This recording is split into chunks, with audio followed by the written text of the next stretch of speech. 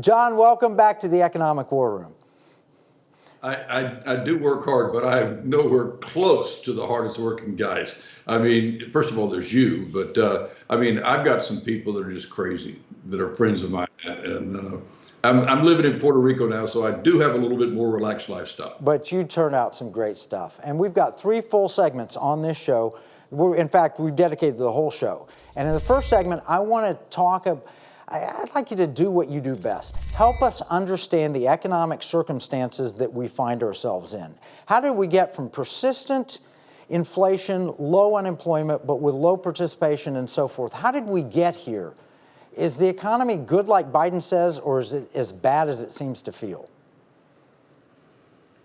Well, it's probably worse than it feels right now because we've had what I called in my letter a weird recession. I mean, nobody feels like we're in a recession.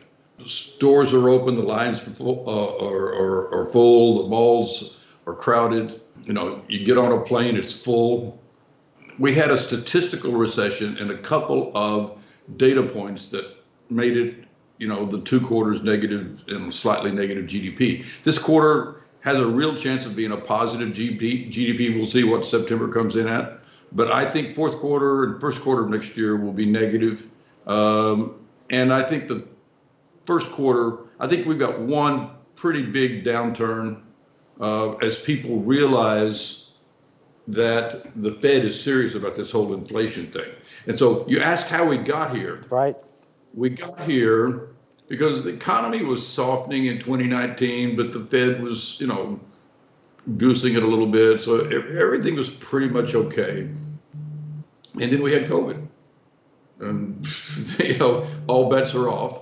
We made some decisions early on that, going back, we might not make today, but in the middle of the battle, you got to decide where to charge. And, you know, they were doing the best they can with very little information. And it was, you know, and we didn't know how serious the flu was. We didn't know anything. Well, the Fed put a ton of money. How much money did they inject into the system? Well, the Fed threw like 6-7 trillion, but that was all quantitative easing. That shows back on the balance sheet of the Federal Reserve. Now it's the fiscal asset stimulus? inflation. So it makes houses go up. It makes cars go up. It makes I mean, especially when you go to zero rates. It makes stocks and everything go up, private equity, you know, all of that stuff. Everything bubble kind of thing.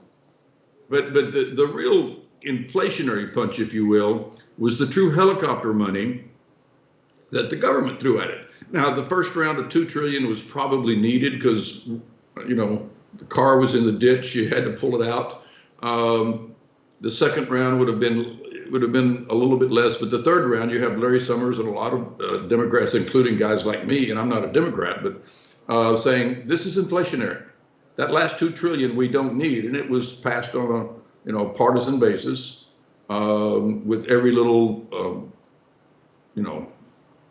joy that piece of junk they could throw in. And that filtered out because it was in fact helicopter money. That's hot money.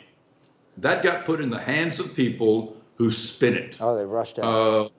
So the Federal Reserve money doesn't go into the hands of people. So when Ben Bernanke back in 2002 was talking about helicopter money, he wasn't talking about quantitative easing at the time. He was talking about government helicopter money. And when he says, well, we know how to, create inflation, you just have helicopter money. Well, that's precisely what the government did. Now, the Fed aided and abetted. First of all, they should have been raising rates at the end of 20. You could clearly see that they announced a vaccine. You could clearly see the economy was recovering. That's when you start raising rates, at least by the end of the first quarter. They didn't do it.